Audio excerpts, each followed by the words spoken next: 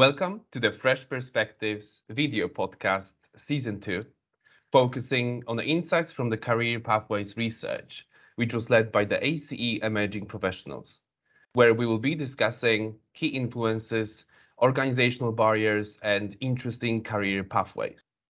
I'm Wojciech Szewczak, Principal Consultant at Ramboll and National Chair for the ACE Emerging Professionals. And today I'm with Ross Warne, Senior Digital Consultant at AECOM. We will be discussing the topic of age as key barrier. I would like to understand a bit more about what age means to you and what age means in our industry.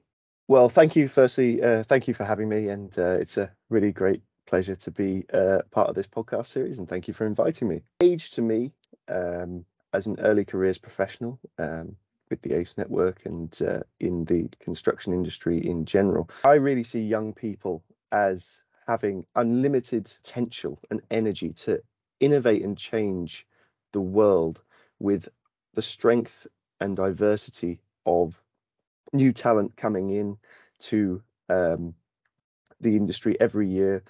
And there are some challenges that we need to address. I mean, the fact that the construction industry has one of the slowest rates of developing productivity of any industry in the world, especially an industry that is so crucial to any country's social, economical, environmental, and political growth. I believe that with age, we need to start getting rid of the stigma, what age you are, how many years, and the weight of currency placed on how many years of experience you have.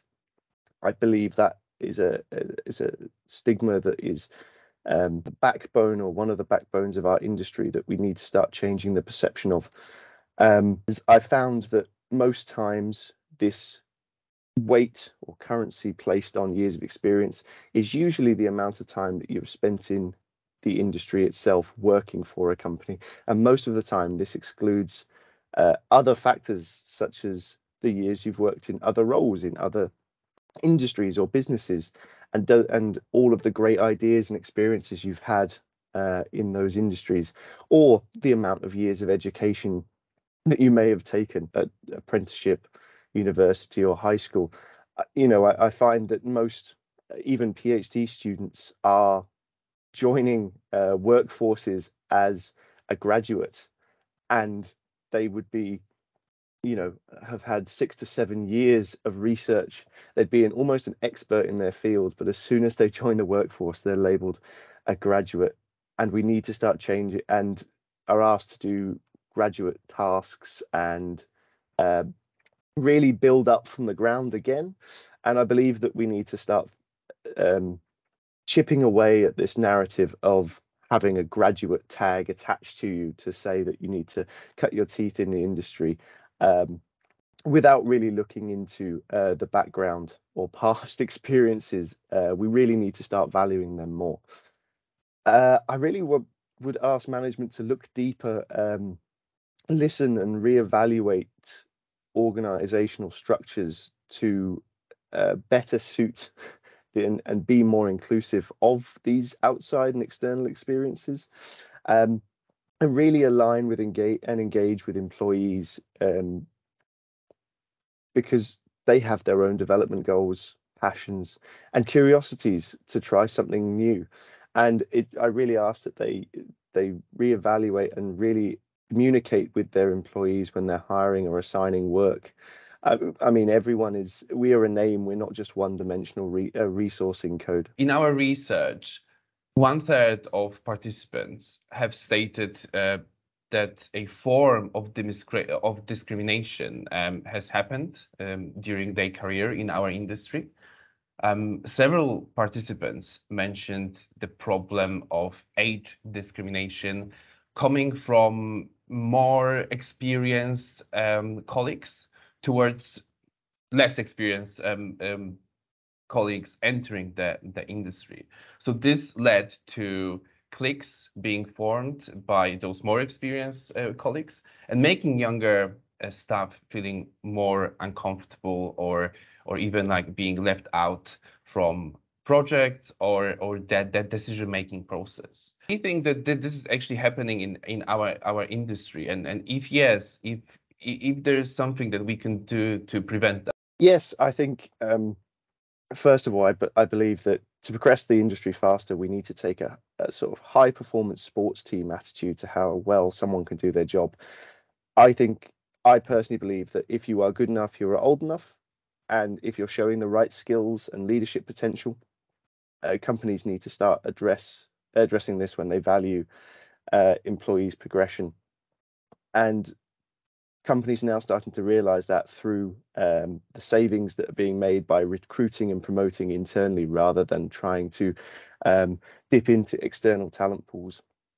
And I think, in short, yes, I believe the fact that we even have, we're even raising this issue, and we've defined age discrimination, ageism, and the fact that ACE have done this survey, and people have responded that this has happened to them.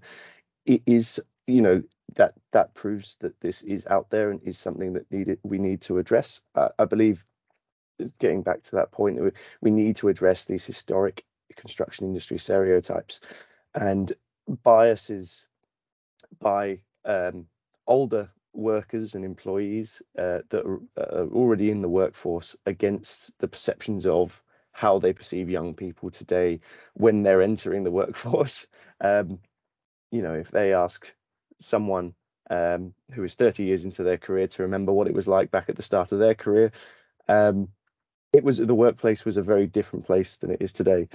I think on the sort of topic of ageism, I mean, ageism can operate both consciously and unconsciously, and it can be expressed at very different levels, either a micro level, on an individual basis, or a macro level, either with an institutional or cultural change. So I believe that we need to address sort of the micro, meso, and macro levels each individually, and I believe ACE is a great part of becoming more inclusive. I think we've also got the problem of inclusion, either consciously or unconsciously.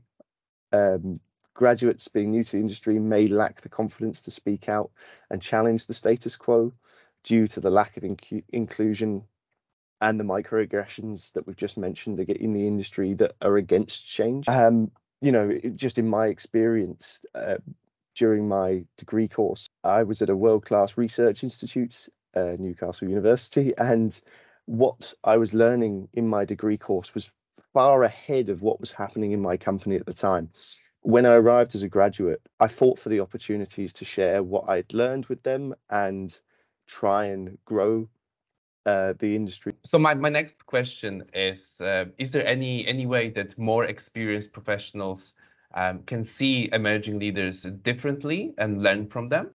Yes, absolutely. And I believe that it is built on the foundations of educate, understand, innovate. Ease these barriers of progression for young people. Please consider getting involved with schemes and initiatives such as reverse mentoring, conscious and unconscious inclusion training, and simply connecting with these people, recognizing passion and connecting these people with opportunities within your business. My last question is, what advice would you give to other emerging and experienced professionals in our industry? Gosh, what a question. Most important things for me are building internal, external networks, building your industry knowledge through these internal, external networks, and get outside of your business and learn what your industry actually is. I think self-promotion and self-representation is the way forward. I think putting yourself forward for things, even though you may not seem exactly perfect on paper, do it, because even if you don't get the role, the project, the opportunity, the feedback can be invaluable, and you can only learn from that failure. Trying new things that you're passionate about and create a mindset of learning and growth.